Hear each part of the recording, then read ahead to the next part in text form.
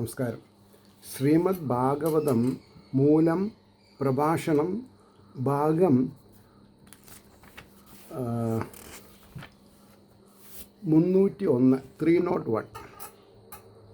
ഓം gum ഗണപതയേ നമഃ. ഓം some സരസ്വതേ സ്വാഹ. ഓം ശ്രീ ഗുരുഭ്യോ നമഃ. ഓം ശ്രീ രംഗനാഥ ശർമ്മണേ നമഃ. നാരായണ നാരായണ നാരായണ നാരായണ നാരായണ നാരായണ നാരായണ നാരായണ നാരായണ നാരായണ നാരായണ. ഓം ശ്രീകൃഷ്ണാർപ്പണമസ്തു. ഓം ശ്രീകൃഷ്ണായ പരബ്രഹ്മണേ നമഃ. ഓം ശ്രീകൃഷ്ണായ പരമാത്മനേ നമഃ.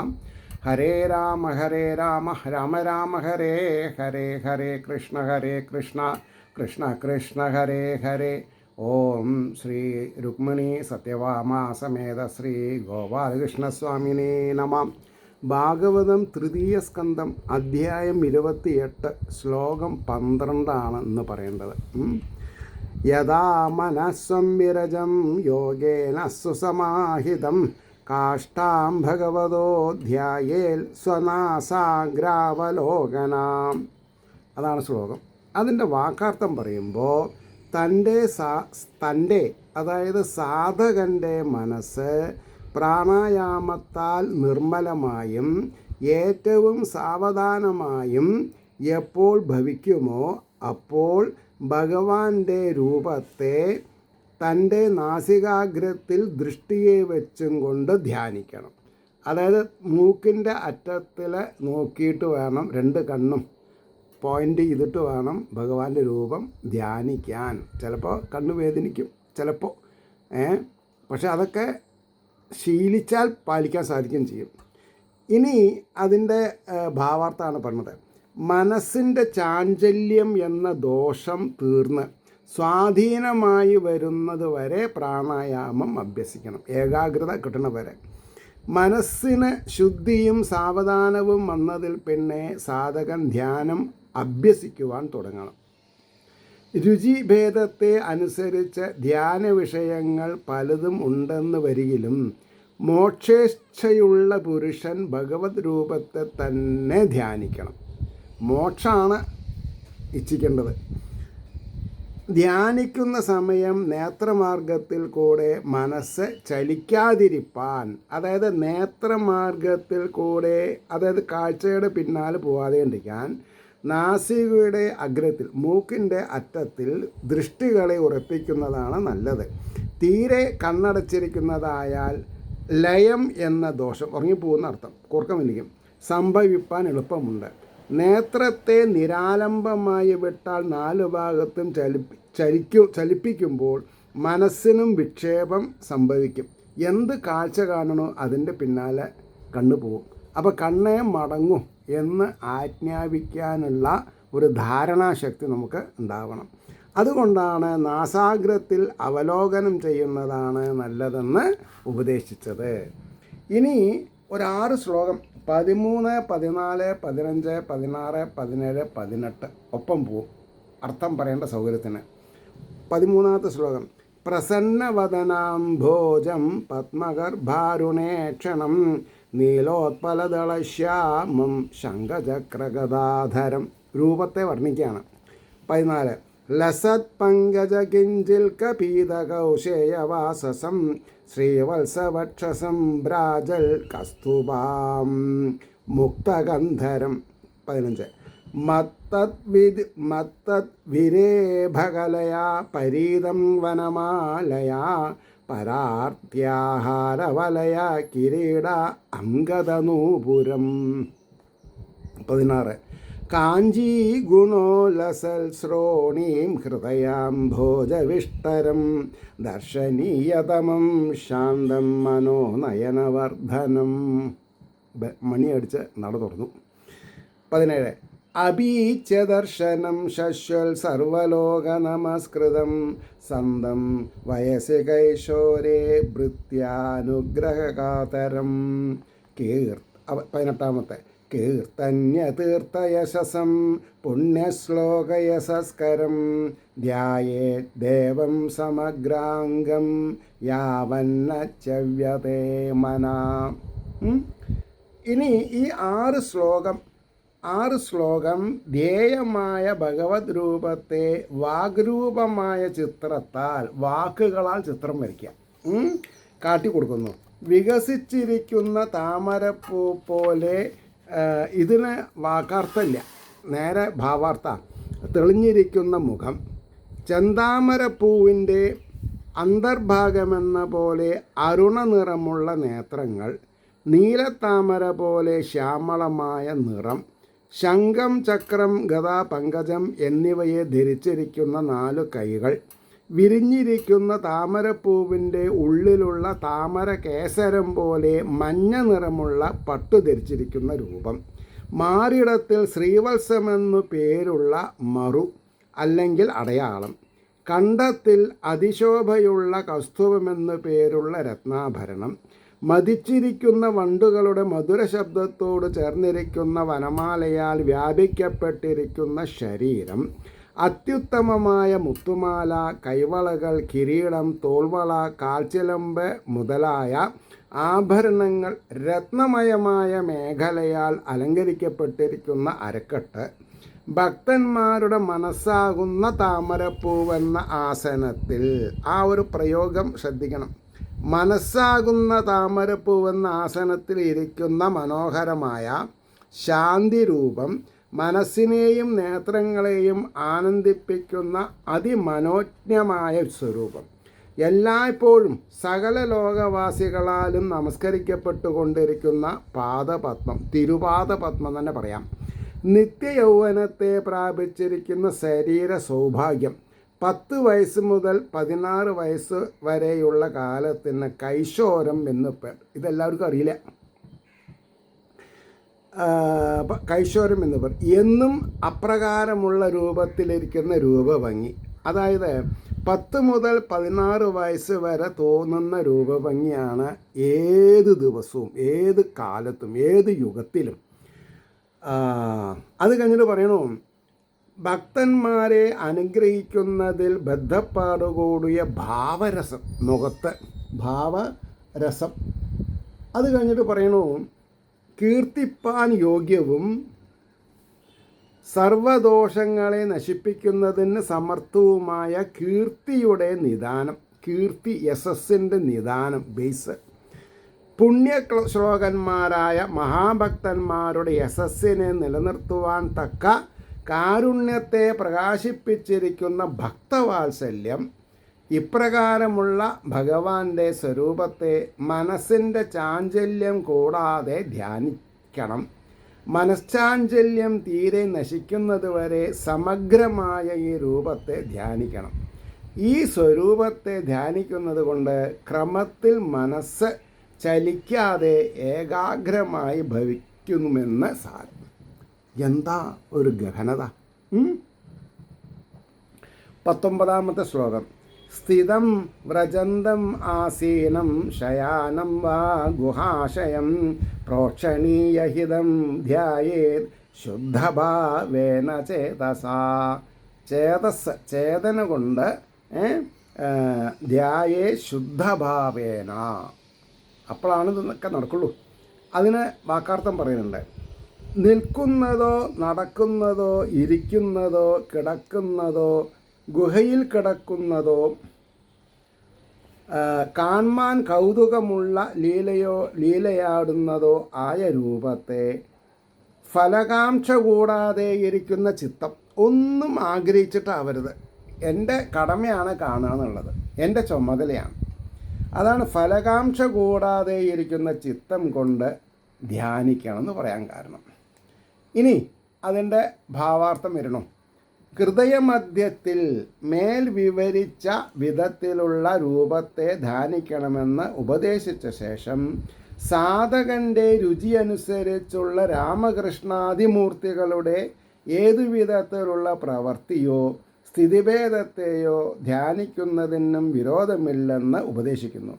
യോഗനിദ്രയിൽ നിന്നുണർന്നെഴുന്നേറ്റ് നിൽക്കുന്നതിനെയോ നടക്കുന്നതിനെയോ ഇരിക്കുന്നതിനെയോ വൃന്ദാവനാദി സ്ഥലങ്ങൾ കൗതുകമായ വിധത്തിൽ ക്രീഡിച്ചിരിക്കുന്നതിനെയോ ഗോവർദ്ധനാദി സ്ഥലങ്ങളിൽ ഇരിക്കുന്നതിനെയോ ആദിശേഷനാകുന്ന ശയ്യയിൽ ശയിക്കുന്നതായോ ഗോവർദ്ധന പർവ്വത ഗുഹയിലേക്ക് സാധകൻ്റെ ഹൃദയഗുഹയിലോ ഉദാസീനൻ്റെ നിലയിൽ ശയിക്കുന്നതിനെയോ കാണാൻ യോഗ്യമായ ലീലയെ ആശ്രയിച്ചിരിക്കുന്നതിനെയോ ധ്യാനിക്കാം.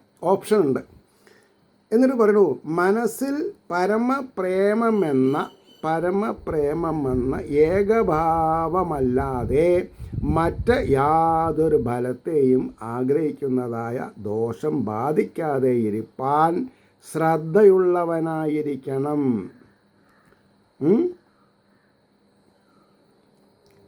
ആ ശ്രദ്ധ ഒന്നും ആഗ്രഹിച്ചിട്ടാവരുത്. ബുദ്ധിമുട്ടുള്ള കാര്യം കേട്ടോ. പക്ഷേ സാധിച്ചാലത്തെ രസം അത് അനുഭവിക്കണം, അപ്പോഴേ അറിയുള്ളൂ. ഇനി 20ാമത്തെ ശ്ലോകം പറയുന്നു, തസ്മിൻ ലബ്ധപദം ചിത്തം സർവാവയവ സംസ്ഥിതം വിലക്ഷൈകത്ര സംയുജ്യാദംഗേ ഭഗവതോ മുനി. ആ രൂപത്തിൽ ലഭിച്ചിരിക്കുന്ന സ്ഥാനത്തോടു കൂടിയതും സകല അവയവങ്ങളിലും ഉറച്ചിരിക്കുന്നതുമായ ചിത്തത്തെ അറിഞ്ഞിട്ട് ചിന്തിക്കുന്ന സാധകൻ ഭഗവാന്റെ ശരീരത്തിൽ ഒരു ഭാഗത്തിൽ നന്നായി യോജിപ്പിക്കണം. അത് അവരവർ ചെയ്യണം, എന്നാലല്ലേ അതിന് ഫലമുള്ളൂ. ഒന്ന് ഒരു ഇൻട്രൊഡക്ഷൻ, പിന്നെ വേറൊരു ഭാഗം കൺക്ലൂഡിങ് പാർട്ടായിട്ടാണ് ഇത് ഭാവാർത്ഥം.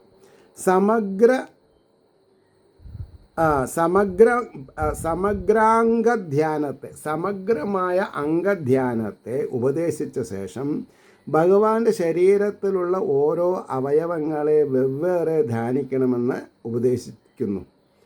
മനസ്സിനെ നിശിതമാക്കാനുള്ള, സൂക്ഷ്മമാക്കുവാനുള്ള ഉപായമാണ് ഇനി പറയുന്നത്. സൂക്ഷ്മമായിട്ട് ഭഗവാന്റെ സമഗ്രമായ സ്വരൂപത്തിൽ എല്ലാ അവയവങ്ങളിലും മനസ്സിൻ്റെ സ്ഥിതി ഉറച്ചതായിട്ട് കണ്ടാൽ അനന്തരം സാധകൻ സർവാവയവത്തിൽ നിന്ന് മനസ്സിനെ ആകർഷിച്ച് ഓരോ അവയവത്തിൽ പ്രത്യേകം പൂർണ്ണമായി ഉറപ്പിക്കണം. ഒരവയവത്തെ ധ്യാനിക്കുന്ന സമയം മനസ്സിൻ്റെ ചലനം മറ്റൊരവയവത്തിലേക്ക് ഉണ്ടാകാത്ത വിധം ധ്യേയമായ ഏക അവയവത്തിൽ മാത്രമായി നിർത്തണം. കുറച്ച് ബുദ്ധിമുട്ടുള്ള കാര്യമാണ്. എന്താ പറയുക, ഭാവാർത്ഥം ഒരു 3-4 പ്രാവശ്യം വായിച്ചാലേ സ്ഥിരപ്രജ്ഞ എന്നുള്ള രൂപത്തിലേക്ക് വരുള്ളൂ. ഇനി 21ാമത്തെ ശ്ലോകം 4 വരിയാണ്. 21, 22, 23, 24 അങ്ങനെ പോകുന്നുണ്ട്. 4 ലൈനാണ്, ശ്രദ്ധിക്കുക. സഞ്ചിന്തയേത് ഭഗവതശ്ചരണാരവിന്ദം വ്രജാങ്കുശധ്വജസരോരുഹലാഞ്ചനാഢ്യം ഉത്തുംഗരക്തവിലസന്നഗചക്രവാളജ്യോത്സ്നാഭിരാഹതമഹത് ഹൃദയാന്തകാരം. ഹൃദയത്തിലുള്ള അന്ധകാരത്തെ മാറ്റാൻ സാധിക്കണം. അതെങ്ങനെയാ പറയുന്നുണ്ട് ഇവിടെ. വജ്രായുധം, ആനത്തോട്ടി, കൊടിക്കൂറ, താമരപ്പൂവ്. ആനത്തോട്ടി, കൊടിക്കൂറ, താമരപ്പൂവ് ഇവയുടെ ആകൃതിയിലുള്ള രേഖകളോട് കൂടിയതും ഉത്തുംഗ ഉയർന്നു നിൽക്കുന്നതും തുടുത്തു നിറമുള്ളതുമായ നഖാവലിയിൽ നിന്ന് പുറപ്പെടുന്ന ചന്ദ്രികയാൽ ഹൃദയത്തിലുള്ള മഹത്തായ അജ്ഞാനമാകുന്ന ഇരുട്ടിനെ നശിപ്പിക്കുന്നതായ ചരണാരവിന്ദം, അതായത് ഭഗവാന്റെ പാദാബ്ജത്തെ നന്നായി ധ്യാനിക്കണം. അവസാനം എവിടെ എത്തും? ഭഗവാന്റെ തിരുപാദപത്മത്തിൽ മനസ്സിനെ ആഞ്ഞിരിക്കണം. ഓരോ അവയവങ്ങളെ ധ്യാനിക്കേണ്ടതായ ക്രമത്തെ ഇത് മുതൽ 13 ശ്ലോകം കൊണ്ട് വിവരിക്കുന്നു.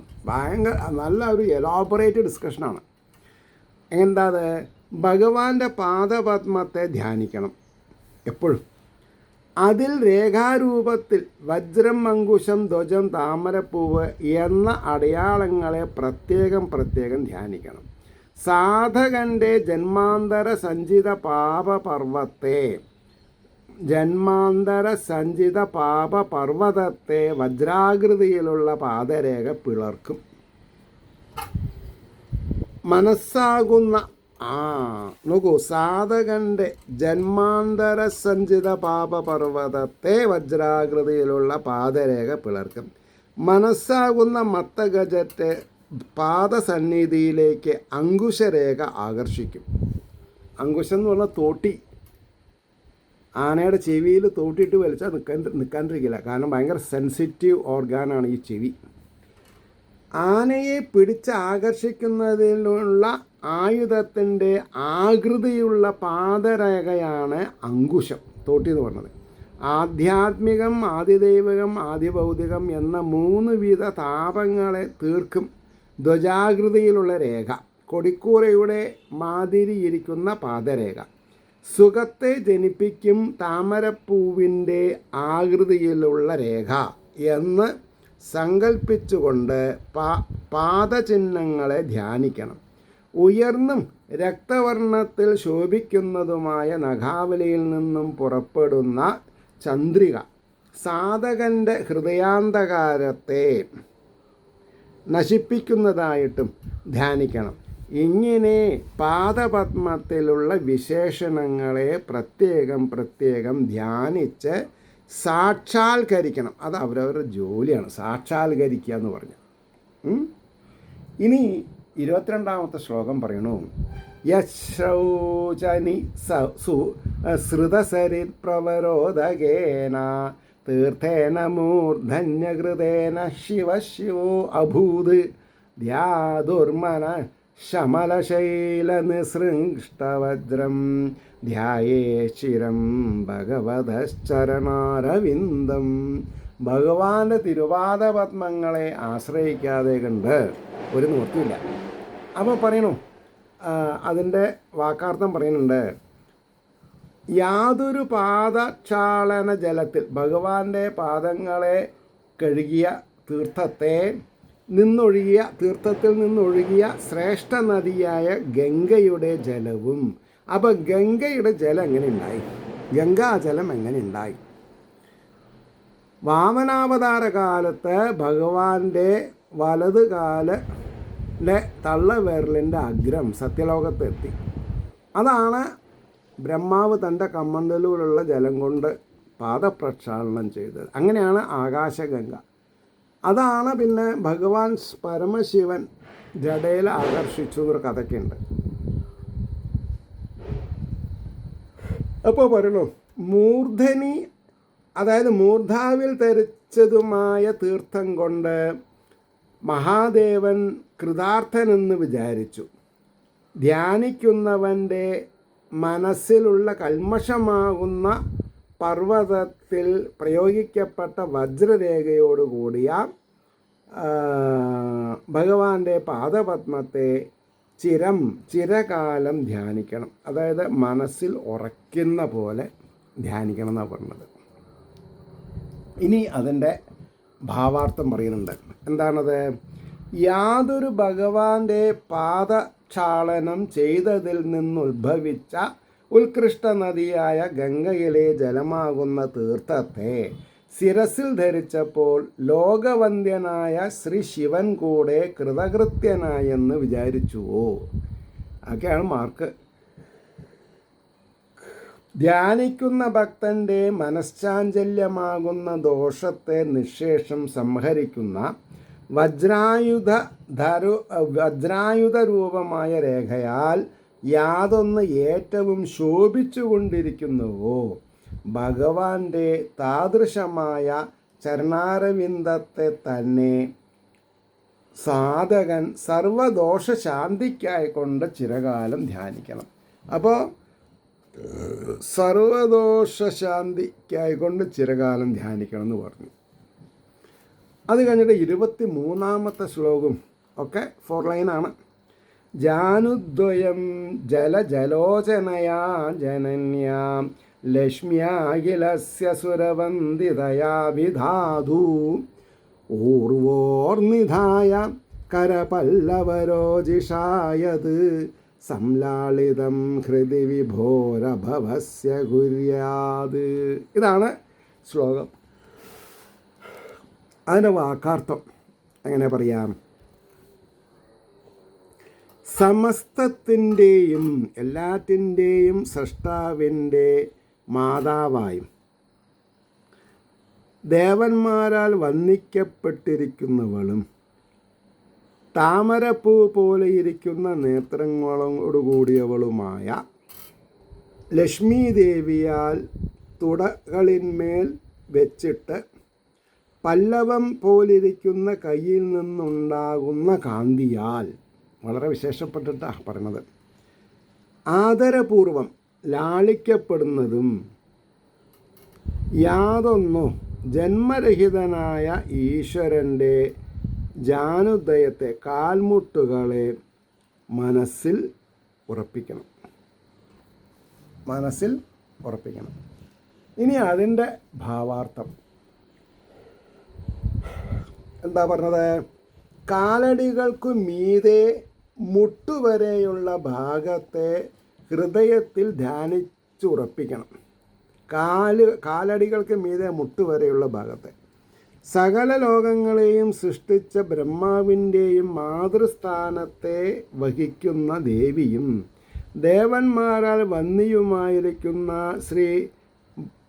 ശ്രീ ഭഗവതി തൻ്റെ തുടകളിന്മേലെടുത്തു വെച്ച് പല്ലവം പോലെ മൃദുവായ കരത്താൽ അത്യാദരപൂർവം യാതൊന്നിനെ തലോടിക്കൊണ്ടിരിക്കുന്നുവോ, ജനനമരണരൂപമായ സംസാരത്തെ നശിപ്പിക്കുന്നതിന് സമർത്ഥനായ